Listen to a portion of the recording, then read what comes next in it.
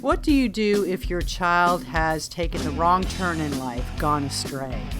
That's the topic of today's Bold and Blunt, and I'm your host, Cheryl Chumley, giving you a Christian conservative look at today's news, politics, culture, and events. Every parent out there knows that this world is filled with perils for their young children. Everywhere you look, there is darkness. There are dark forces seeking seriously and busily to steal away your child's soul, to steal away your child's seed that God planted, and send that child down a path that is far from what God envisioned and far from what you as a parent envisioned for him and her. And you know what? A lot of times children do turn down these dark paths, and as a parent, the big question becomes, how do you win back that child? How do you get that child back on the road that God planned for him or her to have in life? Before I get into all that, I want to quickly mention that if you like Bold and Blunt, you can get Bold and Blunt at edify.app, the online platform for your faith-based podcasts, at washingtontimes.com, where you can subscribe to Bold and Blunt, along with my 3 times a week newsletter. Just go to the bottom of the washingtontimes.com page, find the newsletter section, find the Bold and Blunt with Cheryl Chumley section, click on it, and sign up for my Monday, Wednesday, and Friday newsletters. Contains all my commentaries I write for the Washington Times all week long, as well as my twice weekly Bold and Blunt podcast. And as one other alternative, you can go online and find where all fine podcasts are offered, and you will see that Bold and Blunt is among those lineups. So, what do you do if you have a prodigal child? And guess what? The first thing to realize is that you are not alone. December 15th, 2022, from the National Institutes of Health, the National Institute on Drug Abuse screamed this headline: most reported substance abuse among adolescents held steady in 2022. That's called a fake or false optimistic headline, because when you're saying that it held steady, you're basically acknowledging that there's a lot of substance abuse going on out there with adolescents in America. And let me read from the beginning of this piece. The percentage of adolescents reporting substance abuse in 2022 largely held steady after significantly declining in 2021, according to the latest results from the Monitoring the Future survey of substance abuse behaviors and related attitudes among 8th, 10th, and 12th graders in the United States, teenagers. Reported use for almost all substances decreased dramatically from 2020 to 2021 after the onset of the COVID-19 pandemic and related changes like school closures and social distancing. So the decrease came because kids weren't in school. Kids were forced to stay home. Kids didn't have access to their drug dealers like they normally would have. Back to NIH, in 2022, reported use of any illicit drug within the past year remained at or significantly below pre-pandemic levels for all grades, with 11% of 8th graders, 21.5% of 10th graders, and 32.6% of 12th graders reporting any illicit drug use in the past year. Okay, so that's the meat of the paragraph right there. In America, 11% of 8th graders have used drugs, 21.5% of 10th graders, and 32.6% of 12th graders, and I suspect those percentages are low. So that tells me, though, if you are a parent of a child who has gone down a path that you would prefer he or she not have gone down, a path toward more satanic influences or demonic influences than godly ones, that you are far from alone. And honestly, I don't know whether that's a good thing or a bad thing. On one hand, if you're the parent of a child who is using drugs, it's probably a good thing to know that there are other parents and other children out there suffering through similar situations. But all in all, as a commentary on society, on culture, Of course, it's a bad thing to know that there are so many out there using drugs, that it makes those who do use drugs or the parents of those who do use drugs feel not so alone. It's a sad and sorry statistic, really. And here's some more. Here's some more statistics to make parents of children who have gone down the wrong path feel not so alone. It comes from the CDC's Youth Risk Behavior Survey Data Summary and Trends Report 2011 through 2021. It's a look at 10-year trends on certain health behaviors, certain activities and behaviors among high school students. And guess what they find? Well, listen to this excerpt from the report, the executive summary of this CDC report. Let me just read briefly from Key Findings on Trends from 2011 to 2021, the CDC report. As we have seen, CDC writes, in our previous reports, several areas of adolescent health and well-being are continuing to improve overall, including risky sexual behavior, that is, ever and current sexual activity, and having 4 or more lifetime sexual partners, and substance abuse, that is, ever having used select illicit drugs, ever having misused prescription opioids, current alcohol use, and current marijuana use. We also saw a decrease in the proportion of youth who were bullied at school.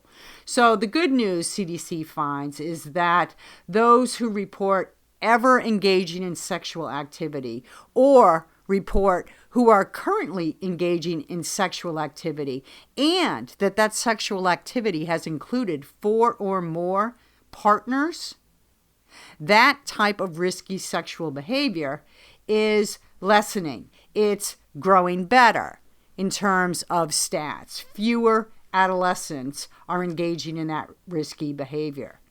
Same with the substance use. Same with the abuse of prescription or illicit drugs. That's going down a bit in high school students. And then we also saw a decrease in the proportion of youth who were bullied at school. So bully behavior is going down. Now here comes the flip side of the coin. CDC writes, unfortunately, almost all other indicators of health and well-being in this report, including protective sexual behaviors, that is, condom use, sexually transmitted disease testing, and HIV testing, the experiences of violence, mental health, and suicidal thoughts and behaviors have worsened significantly. So if you're talking about children going down a wayward path of sexual behavior, for example, where they're not getting tested for sexually transmitted diseases, where they're not using condoms, where they're not getting tested for HIV before engaging in sexual behaviors or after engaging in sexual behaviors, that's the bad news. That's the bad news for kids. They're engaging in this type of risky behavior. If you're talking about kids having experiences with violence, engaging in violent behavior, suffering mental health crises, having suicidal thoughts, and the behaviors that go along with those suicidal thoughts or violent tendencies, that's all growing worse.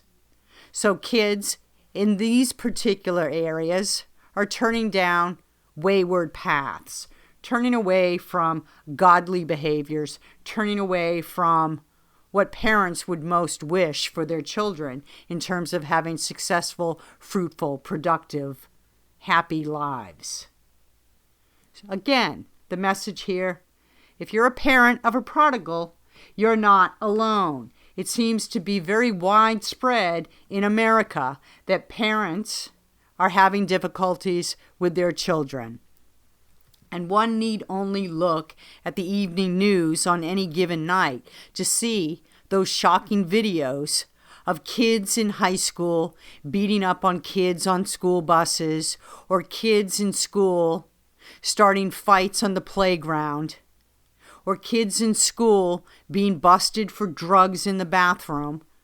I mean, it's a crisis situation in America, how our youth are engaging in behaviors that aren't doing them any good in life, that aren't bringing them down a path of virtuous, principled living.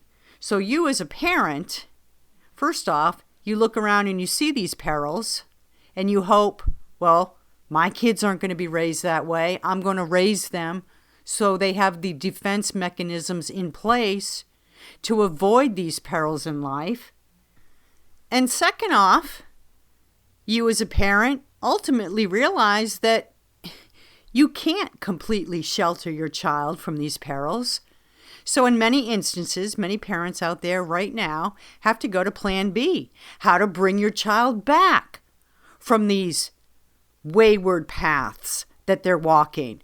And whether you're talking about a young child, a teenage child, a near adult child, or a fully grown, independently living, mature adult child who has gone astray, the end theme is the same thing. How do you bring that child back? How do you bring your loved one back from the brink of what you see as disaster? And that's a hard thing to do. That's a very hard thing to do because, again, parenting doesn't come with instruction manuals, and it also doesn't come with guarantees. You can raise your child in the best of circumstances. You can raise your child in a home with two godly parents, where Bible studies are daily events, where Christian teachings are ingrained from a young age, where all sorts of rotten entertainment and media is banned from the home, where schooling is either homeschooled or in a facility with other like-minded Christian or religious or faith-filled, virtuous, principled parents and teachers and administrators and children. You can do all the right things and your child can still run astray. It just happens sometimes. And then you as a parent are left wondering, first off, what did I do wrong? What did I do? What did I do to screw my child up? And all the guilt that goes with that. And then second off, how do I fix this? So my guest today, well, she's going to help answer some of these questions. Her name is Laine Craft. She's written a book, The Parent's Battle Plan, Warfare Strategies to Win Back Your Prodigal. If you have a child who's gone astray, if you have a child you're worried is going astray right now, even if you have an adult child who lives on his or her own, and you think that what they're doing is going astray, but you don't feel as a parent of an adult child you have the right to say anything. Or you have a newborn child at home, and you want to prepare to keep that child from going astray. This is the Bold and Blunt episode for you. Laine Craft, I want to thank you so much for being on Bold and Blunt. I really appreciate your time. Thank you so much, Cheryl. I'm so excited to be here. I am very excited to talk about something that is a huge concern to parents in America, how to bring back your wayward child who reaches adulthood and strays. How do you bring back a prodigal child? Well, I first say this, Cheryl, it is a process. You know, our children today, teens, young adults, even adults, are under such a great influence of darkness. I say they are one click away from making very self-destructive choices. So the first thing we have to be aware of, Cheryl, today is that we are not in war with this teen or young adult that has become wayward. We are in war with the darkness of this world that completely engulfs them in every way. You know, that's a really good point because a lot of parents will get combative with their children, especially when fear enters the picture. For instance, when you discover your child is using drugs, because that's something it's very difficult to just turn away from if you're a user and to deal with if you're a parent. Correct. And it's even more urgent today, Cheryl, with this fentanyl poisoning. And it's poisoning.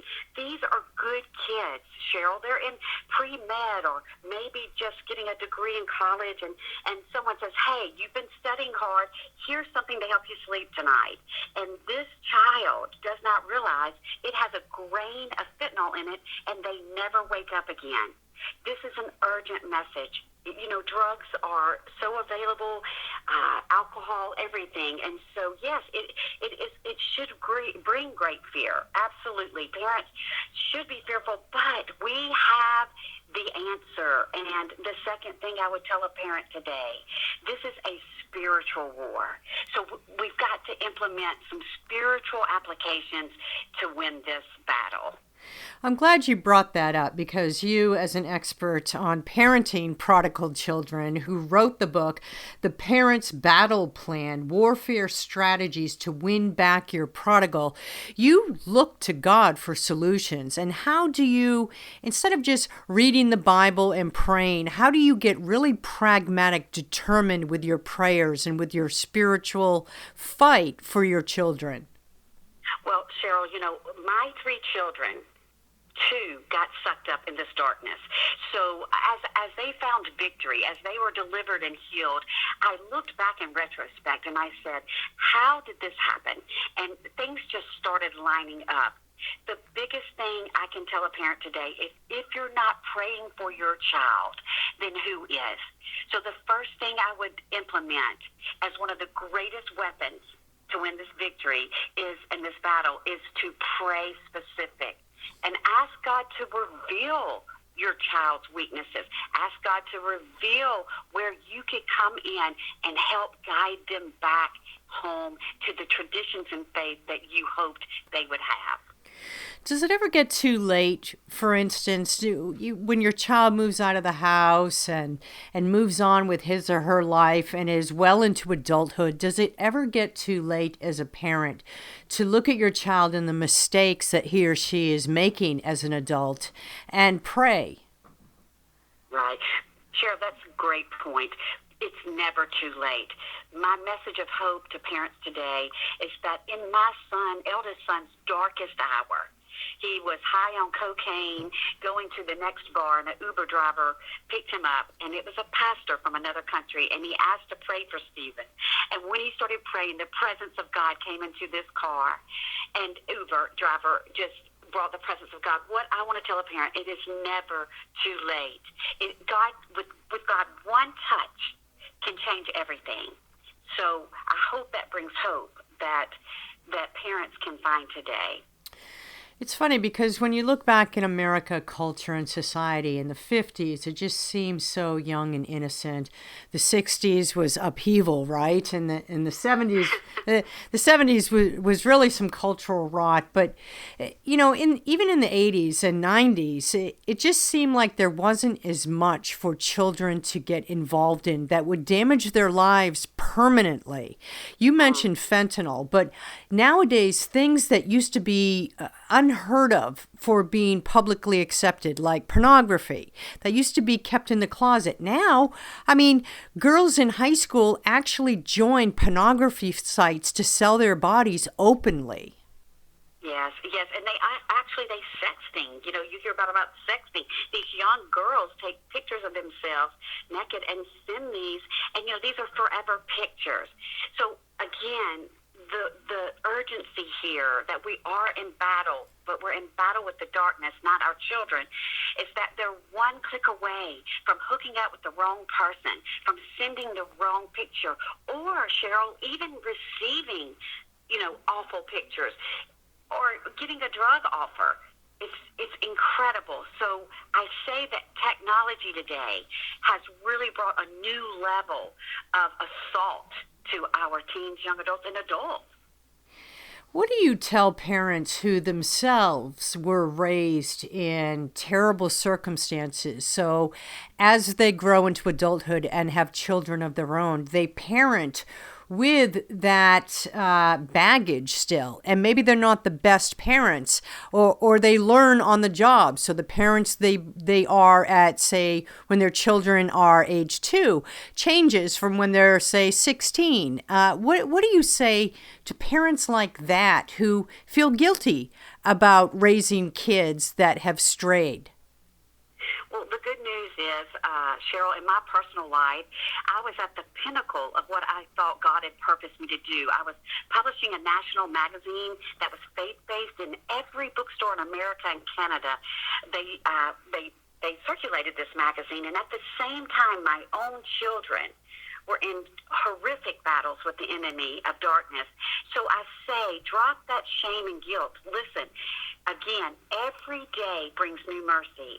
And the greatest thing that we found in our household was that you can change the rules anytime you want to.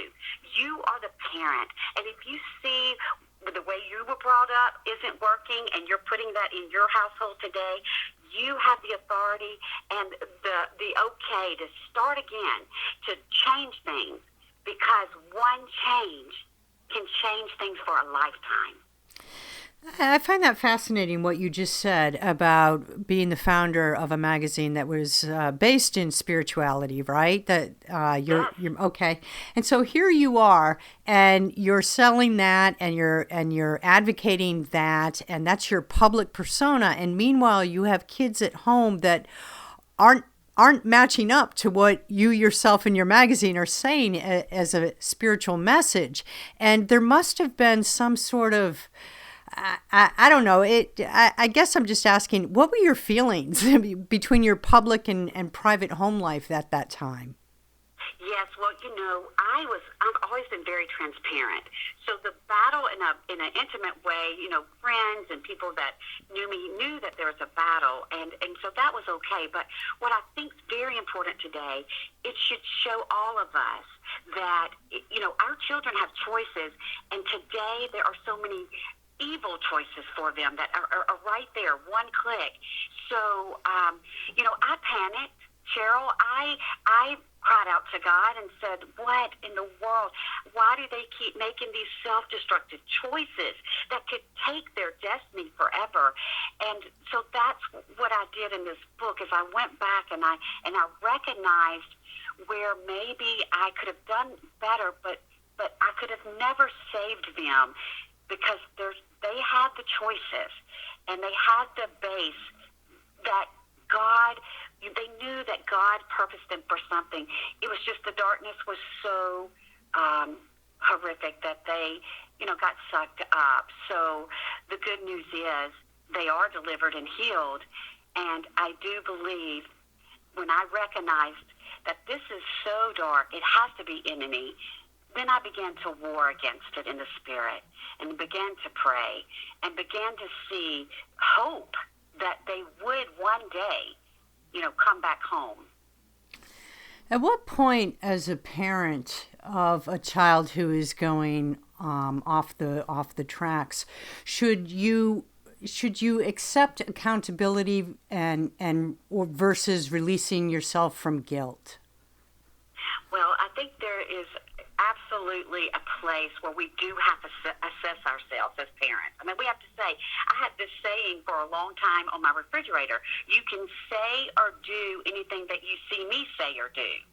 So what I mean by that is, we as parents need to make sure we're modeling the lifestyle that we want our children to, or it sends a very strong mixed message for them, and it gets very confusing. In your book, The Parent's Battle Plan, Warfare Strategies to Win Back Your Prodigal, what are some of the top, I know you listed a couple already, but what are some of the other top words of wisdom you can give parents struggling right now with their children? Well, I think we must just recognize that we too are God's children as parents. And God was the first parent of a prodigal. He birthed Adam and Eve, and he said, hey, y'all got everything you'll ever need. Just don't do this one thing. And of course, what did they do? They did that one thing.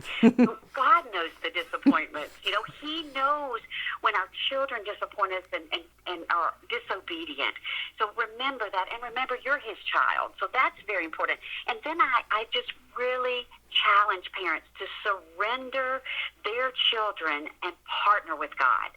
And go, God, I don't really understand this darkness, this evil that my kids are under, but you do. And I'm going to surrender them to you, and I'm going to pray for them, and I'm going to take authority and say, listen, I'm going to change some things in this house because I'm not going to go around this mountain the same way. These are all things, Cheryl, that could bring a shift, a very quick shift, and also bring hope and peace to that parent. Can you do this without God? I don't think so, Cheryl. This is a spiritual battle. This is good versus evil. And I like to say it's a destiny. You know, it says in the scriptures that the enemy comes to seek, kill, and destroy. The enemy is out to seek, kill, and destroy these kids early. Get them hooked on the dirty images of porn. Get them hooked on alcohol or drugs. Have them bullied on a very public level through social media where they're defeated very early. And what I say, we can take back what the enemy has tried to steal from these teens and young adults and take authority and get spiritually equipped and utilize all these applications and win these prodigals back home and heal our families.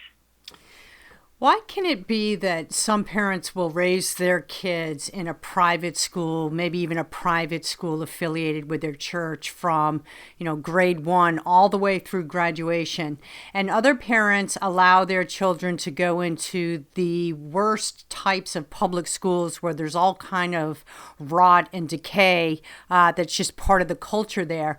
And the kids who go through public school turn out okay, and the kids who go through the private Christian schools, say, are the ones that get involved in drugs and recreational sex and other hazards. How can that be? Well, I think it's like anything else in life. There's no guarantees on either side of this coin. The main thing is, what are our kids being exposed to? And how are we equipping them? Cheryl, my kids did go to private school, and it was Christian-based. And I cannot tell you the battles that they had to fight. So I'm very aware that it almost gives a sense of false security. Looking back, did I equip my children properly with these small classrooms with limited, authority? I don't know. I sometimes wonder, are we preparing our kids for this really deluge of attacks? So I don't think you can just generalize that. I don't think a Christian school can protect your child, and I certainly don't think going to a public school with a lot of diversity is a negative.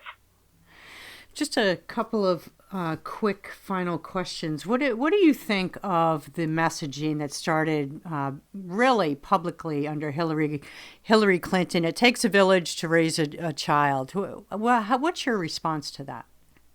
Well, I think it depends on what village. Are we a village that believes in God? Are we a village that knows there is right versus wrong? Are we a village that recognizes that God is supreme over all and He is in control of everything? Those are the questions I would say.